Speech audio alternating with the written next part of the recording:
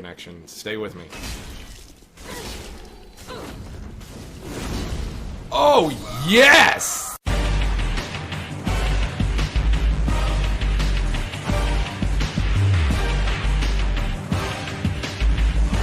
What's up, Dark Souls fans, and welcome back to Praise the Sun. Today I'm going to be checking out the Profaned Greatsword. Got it +5, Hollow Parrying Dagger, Ragged Mask, Fallen Knight Armor, Worker Gloves, Fallen Knight Trousers, Red and Blue Tearstone Ring, Life Ring, and Ring of Favor.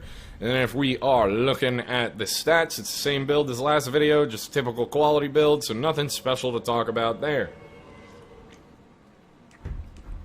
What is special to talk about is how fucking awesome this moveset is. The weapon art R2 is like literally the most satisfying thing to hit with in PvP ever. It is so much fun to launch people just straight up in the fucking air, so I'm going to try to get plenty of those for today's video.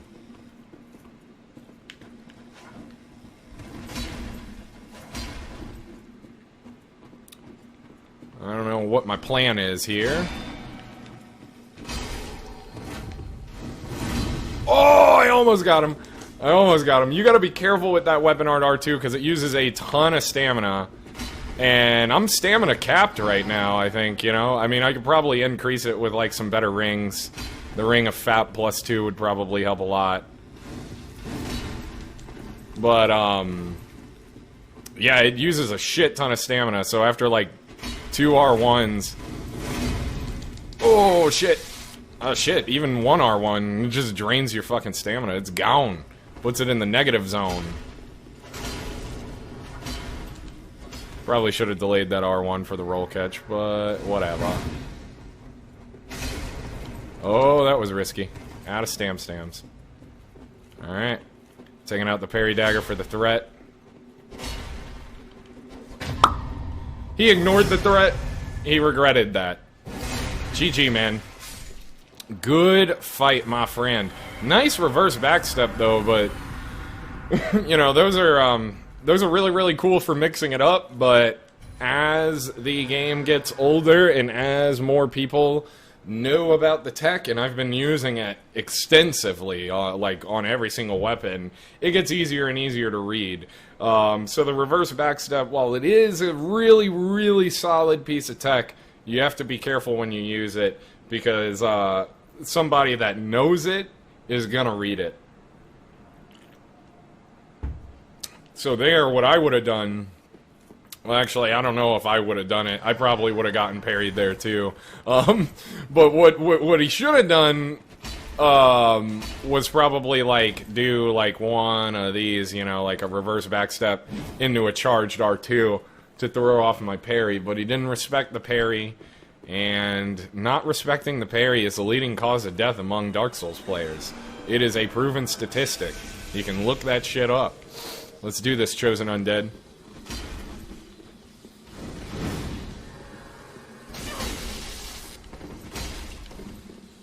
Probably not the smartest R1 in the world there. I did run myself out of stamina pretty hardcore. Damn it. Ah, if I had enough stamina, I could have parried that. I should have just fucking mashed roll or something.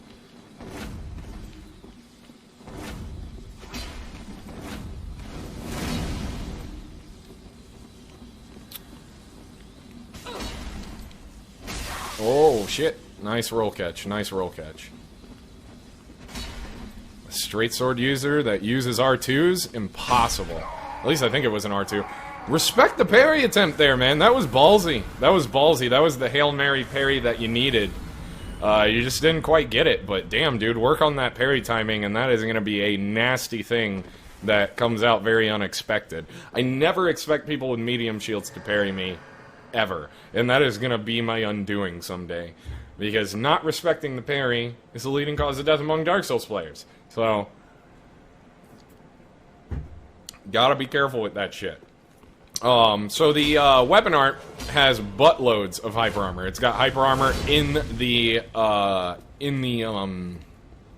actual stomp, and then it's got hyper armor all throughout the R2 animation. The only time it doesn't have hyper armor is right at the end of the stomp, and right at the very opening frames of the, right at the very, very opening frames of the R2 part of it. The very start of that upward swing does not have hyper armor. But with proper timing, obviously, you can just hyper armor through everything, which is pretty fucking bitchin'. Hyper armor in this game is a hell of a lot of fun. I think it's such an excellent replacement for poise. I think it's such a good replacement for poise.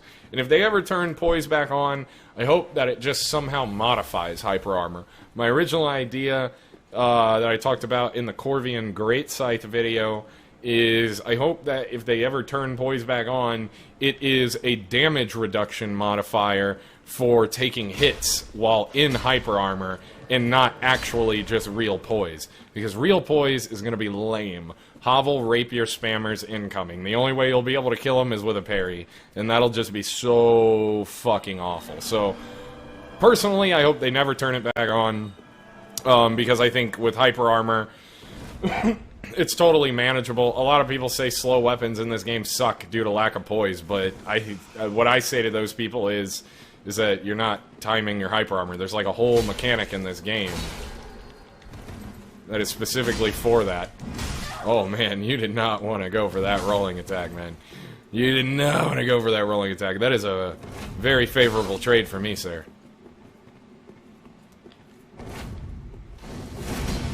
And hyper armor. Ooh. I wanted to parry that rolling attack, but he didn't throw it out. Why not? Oof. Oof. Sorry. Yeah, using backsteps to backstep out of the way of attacks is tricky business. Tricky business. It has no iframes on it, obviously, and so you really have to know your spacing. I really like backsteps in this game more than backsteps in Dark Souls 2. Because in Dark Souls 2, you could have some dude with, like, you know, 105 agility who just backsteps everything. And with animation cancels, you had the opportunity to mix them up, but I don't think it was very good game design to be able to just backstep through literally fucking everything. Although, with hyper armor in this game, it might be a lot less annoying. The only thing I really miss from Dark Souls 2's backsteps is backstep setup parries. Those were so much fun to get. But other than that, I think overall, it's a really good change to just have backsteps be a spacing thing. You know, in Bloodborne, I really thought that backstep should have iframes because of how fast the game was, but in a game that is this slow and methodical, I think backsteps being a spacing tool and nothing else, oh my god, get wrecked. Got him! That's the death of you, my friend. Good game.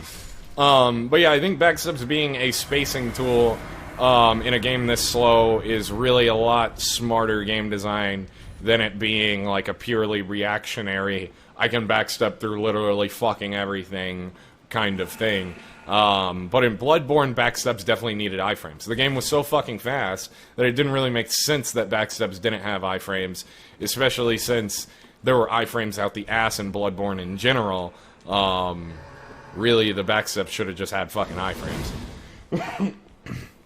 But, I don't really know. My opinion on Bloodborne's kind of invalid, because I played it for, like, 2 months, and that was it. So I never really, like, leveled up my game to the point where I was using ravioli steps, or, you know, I was checking out the reverse backstep tech or anything like that. And I've, like, gone and watched some PvP videos from some of, like, the more advanced channels, for Bloodborne, and it's just like, damn. Kinda want to play again. Not enough to buy a new PS4, but I will definitely play Bloodborne again after Persona 5 comes out, because I have the game, it's on my PSN account, I'll just re-download it and I'll play it. But I'm not going to buy a PS5, or a PS5. I'm not going to buy a PS4 until Persona 5 comes out, because that's going to be my shit. And that will be the reason to own a PS4, at least for me. That and Gran Turismo Sport. I'm hyped as fuck for Gran Turismo Sport. I think it's a really cool idea that they're going to be, like, pushing the e-sport of racing games forward. I personally would love to see some Twitch streams of competitive racing games, and I think Gran Turismo is the right game to do that with. Either that or Forza. Both of those are excellent racing games. I would also, yeah, because, like, I don't know if you guys ever remember CGS, the Championship Gaming Series, the original MLG, kind of died out because they, like, bit off way more than they could chew. They, like, spent so much money on the budget, and esports just were not really a thing for most people back then. They weren't nearly as mainstream as they are now, so they couldn't recoup the money. They also made a horrible deal with DirecTV.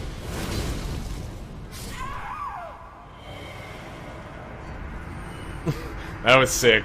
But yeah, they also made a really shitty deal with DirecTV where, like, they were the only ones who could televise it, and it was just like television wasn't the right way to go for esports. Streaming was the right way to go for esports, but I don't even think back then they had Twitch. I don't even think Twitch existed during the days of the Championship Gaming Series, so that wasn't really so much of an option for them.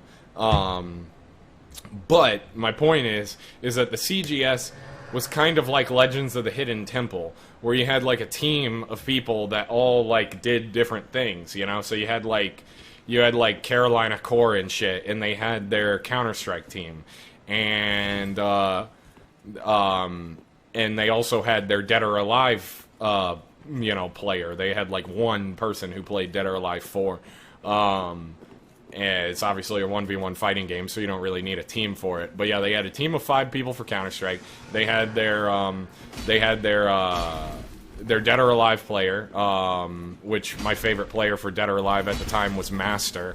Fucking sick-ass fucking Ryu Hayabusa. And then, but then you had a racing team as well that would play Project Gotham Racing. And that was actually really fucking hype and really interesting to watch. They had some really hype moments in, like, grand finals once where somebody just, like, you know, and obviously this is not what I would want to see a racing game esport be like, but it was pretty cool at the time. They had some pretty cool, they had a pretty cool moment where, like, it was, like, grand finals for Project Gotham Racing 3, I believe it was, and someone, like, cut a corner and rammed somebody else off the road, like, right before the finish line, and I guess that was totally allowed. I would prefer esport racing games to be more like a racing simulator, which then begs the question, what's even the point? Just watch real racing. But, you know... Oh.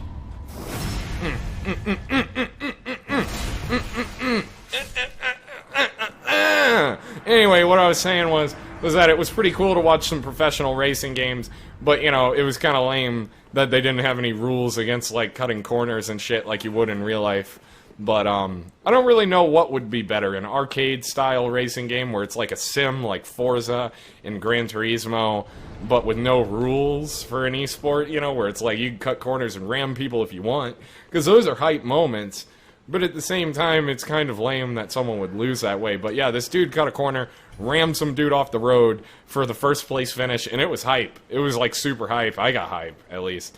But yeah, and so, yeah, the Legends of the Hidden Temple reference comes in, because, like, you know, Legends of the Hidden Temple on Nickelodeon back in the day, they had, like, different games that people would play, like different challenges, and then different team members would take on those different challenges, and then the score would get tallied up at the end. And that is exactly how CGS was. It was like, you know, if your team won in Counter-Strike, you would get, like, I don't know, 10 points or something like that. If you play second in Counter-Strike, you get, like, maybe 6 points or something. Third place would get 3 points, so on and so forth. And then you add up the points at the end of the whole event, and that would determine which team won. So even though you're on the Counter-Strike team, you really want to be rooting on your Dead or Alive player, because that shit's going to be worth a ton of points, you know, sort of thing.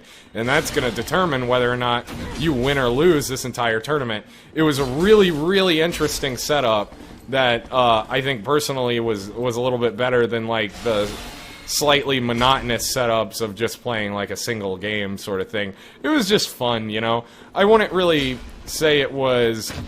Oh my god!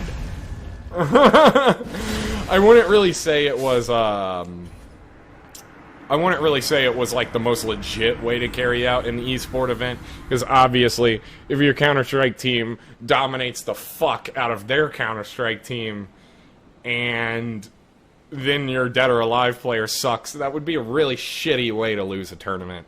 But it was definitely fun to watch as a viewer, because you got a lot of variety in terms of the games played, and it was just a blast. I always fucking watched it. I always tuned in.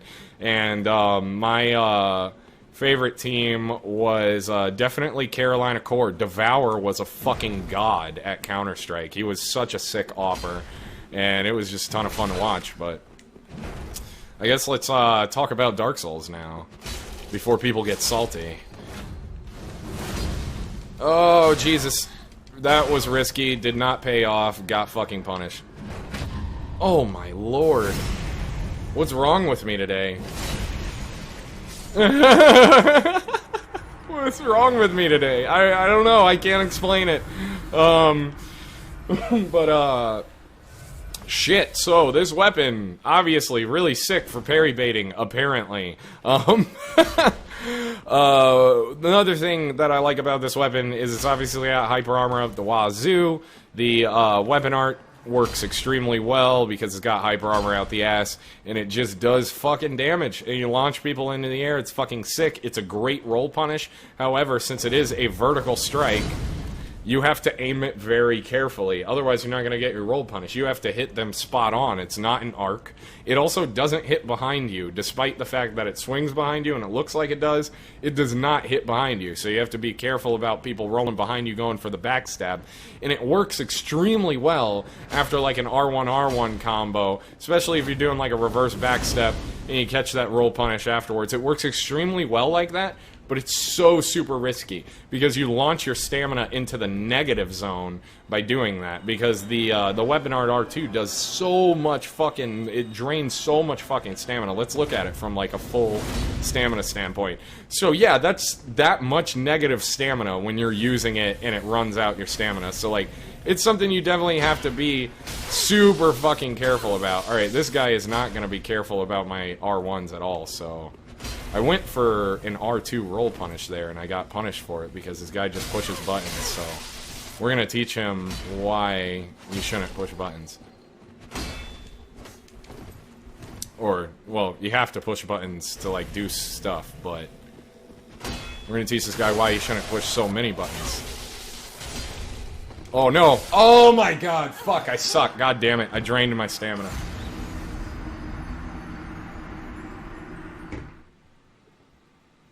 I wasn't expecting the Tears of Denial. GG, man. I really didn't see that coming. That's the first time Tears of Denial has worked for anyone in the history of this channel, actually. So that was a pretty good use of it, you know? I really didn't expect that. Even though I guess I saw him cast it, although I'm not sure what the animation looks like. Seeing as how I never used it, I'm assuming it was the thing that he went down on one knee to cast and did the whole thing with his fist. But yeah, I'm assuming that's what that was. So I'm gonna have to be on the lookout for that from now on. I've never taken Tears of Denial seriously, and I died for it. So definitely good use of that shit. Didn't expect it. Good fight, my friend. You should try pressing buttons other than R1, though, because even if you win by pressing R1, it doesn't feel good, man. I know that didn't feel good for you. And if it did, you gotta level up your game, man, because you definitely could have won doing cooler shit. My controller's bugging out. Come on, Bluetooth connection. Stay with me. Oh, yes! Oh, yes! That was fucking awesome! That was fucking sick. Perfect fucking fight to come off of that awful loss that I just suffered. Oh yes, that was sick. I just realized I need to rub the lotion on the skin and I can't while someone's being summoned, which doesn't make any sense because I'm pretty sure this doesn't affect my matchmaking, but it might. I don't know. I haven't really looked up any of the stuff on matchmaking. I was just like, yo, what's the meta, Google? Oh, it's 120? Alright, I'm good. Hit the duel arena and never leave it. I beat the game once, and that's basically good enough for me.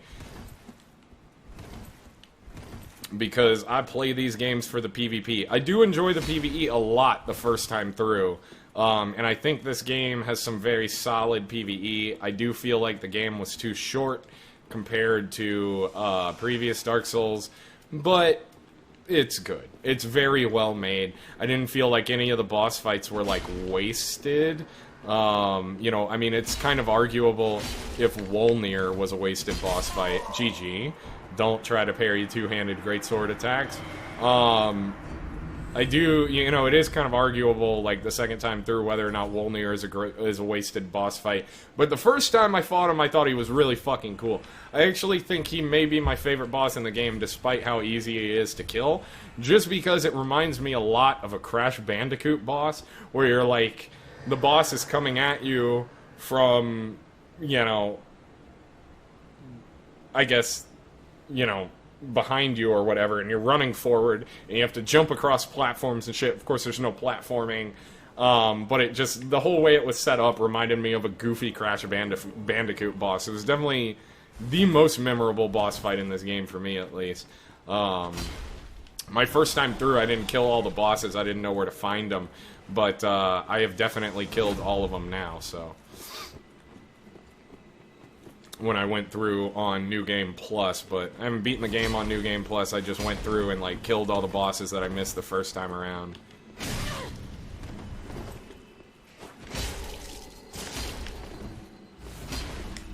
Oh, jeez. Alright, I deserved that punish. Very nice. Good job reading the, out of stamina.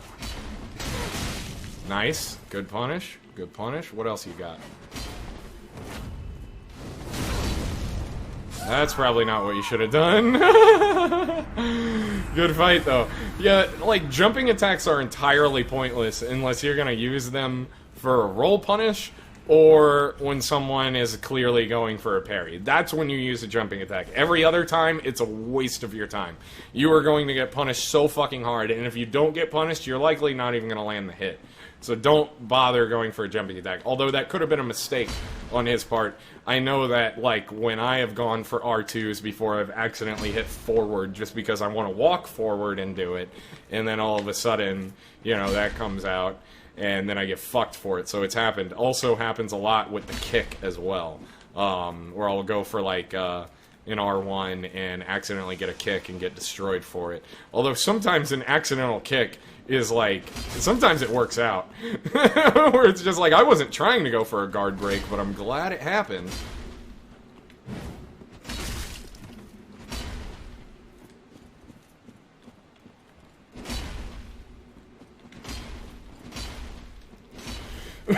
Excuse me. Never start smoking, ladies and gentlemen. Never start smoking. You get this perpetual cough. And you're dead. GG. Holy shit. This thing's awesome. This thing is awesome. This makes me happy. Every time I launch someone in the air, I feel like a kid again. On Christmas morning, it feels fucking great. Like, that is, like, my new favorite thing in this game, I think, that launching attack. That is badass. I don't know why I couldn't get it down when I was doing that Zweihander video. Probably because I had some super salty commentary about Call of Duty. Which I still don't understand, by the way.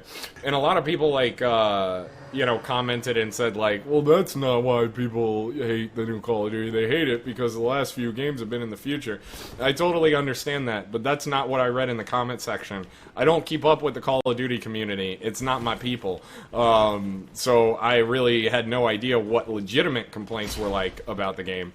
But I just read the comment section on that trailer, and that shit was cancer. This dude was like, I remember when Call of Duty was a realistic military simulator, and he said that dead serious. And then, like, 200 people upvoted him that were also dead serious. And it was just like, really? I guess you haven't heard of Arma, or heard of actual real-world combat, or fired a gun. or just you're just a fucking moron, you know? And that was, like, the point of the commentary. It wasn't really to shit on people who, you know, have legitimate complaints about Call of Duty. It was really just shitting on the people who commented on the trailer who, like, didn't know what the fuck they were talking about. Because I didn't see a single legitimate complaint on that trailer. The people who commented on my video did have some legitimate complaints, and I can totally see now why people are hating on that game, but, not the people who commented on the actual trailer. Those people are fucking retarded. I didn't understand it at all. That's hyper armor, my friend. Or not. I wish it was. Because you'd be dead. You motherfucker. You know, this weapon interests me. This thing that this guy is using. I don't know what it's called. Karthus Curved Sword, maybe? Because, like, everybody who uses it like they're fucking retarded. And I'm not gonna take that back if this guy beats me. Because all they do is press one fucking button. And I know it has other buttons. I know it is capable of pushing other things. I know that this weapon is cooler than people make it out to be. But people aren't using it that way. And they just get fucking destroyed, you know? And it's just, it's stupid, you know? It's absolutely stupid. And it just looks super lame. I don't even know why people would use it that way. Because it doesn't even look cool. The weapon looks stupid. Can I just say that? Like, the weapon looks retarded. It's just like this little fucking thin-ass curved sword that's got nothing special about it whatsoever. The attack animation looks like you're paddling them with the side of the sword. It doesn't even look like you're using the cutting edge. It's like if this is the Karthus Curved Sword, it's like... And that's fucking lame as shit. Like, I wouldn't even want to press R1 if I used that thing for the sake of that looking stupid. You know? Like, it just looks awful. It looks retarded, and I don't understand how you can feel good about using that, you know? You know, either they're mashing R1 or they're mashing Sprint R1, which I have a demonstration for as well, which is kind of like... It's just like... It's like this weird little dick swing. Don't you laugh at me. I'm making a commentary, and I'm a little tipsy. But, yeah, it's like this weird little dick swing with your dumbass curved sword. Like, I don't understand. There's probably cooler things that thing does, and you don't use it. I'm sure it has a weapon art. Every weapon does. Jesus Christ, get shit on. Oops. Well, that was a bad idea. Come on, man. Nice weapon swap. I was so mixed up. Oh my god. God damn it. God damn it. Okay, go on. Be nice, Praise. Be nice to people. People don't like it when you're mean to people. When people post salty comments. I don't want salty comments. I want nice comments. Be nice. So I will say... I'll give you some helpful tips, guy that just got shit on. Stick to one weapon. Just because every weapon has weaknesses does not mean that it's a good idea to fill in those weaknesses by switching to other weapons. It's going to confuse you, you are stretching yourself way too thin, and it's just, I don't know, it's just pointless, you know? Like for example, you know, if you're using a weapon that has shit range, then get close, you know? I mean, it's like that simple. If you're using a weapon that's slow, then use your hyper armor. You know, it's not rocket science, guys. Oh god, I'm like super negative stamina. Thank god he didn't get close enough. Well, shit, if he can't get close enough, the smart tactic here would be to switch out to a washing pole, man. GG. Good fight, my friend. Thank you for not switching to a washing pole. You know, and like... A lot of people that commented on that video seem to think that I get beat by people who weapon swap. And that's why I made the video as, you know, like the salty video, you know, and like I think people need to sort of like go back, figure out what salt means, because that was not salt. I spent 5 minutes editing and narrating a video for educational and comedic purposes. It was not salt. And I don't find it hard to fight against people who weapon swap. My whole point is that for them, it is a bad idea. You know, you can push yourself to become a better player by sticking it out and playing around your weapon weaknesses. Come on, controller. You can stick it out and play around your weapon's weaknesses, or, you know, you can make up for your weapon's weaknesses by swapping out to something else, which isn't going to really make you a better player. You're not really learning anything, you know, is kind of my point. And hopefully that makes more sense now that I'm not just salty about it. Because I know the first video, I don't remember which training room number it was, but I was like going on an epic rant about weapon swappers, and I do apologize for that, because I should have delivered my point in a more friendly manner. I should have delivered my point in a way that wasn't going to offend people who swap out to washing pole. But, you know, it's, I get caught up in the moment. It happens. But I see the logic in speaking calmly now. So now I am speaking calmly. I am making my point. And a lot of people ask me some questions that, you know, I feel are kind of like, do you really need an answer to that? But since they asked, I will answer. So, you know, a lot of people are like, well, what if you swap out, you know, a left-handed weapon? Whatever, man, that's fine. You've got, like, one move. You know, if you want to swap out, like, a left-handed thing, go for it. One dude was like, what if I use a sorcerer build and I like to swap between my staff and a parrying weapon? I don't know, what do you think? You think that's okay? Of course it's fucking okay.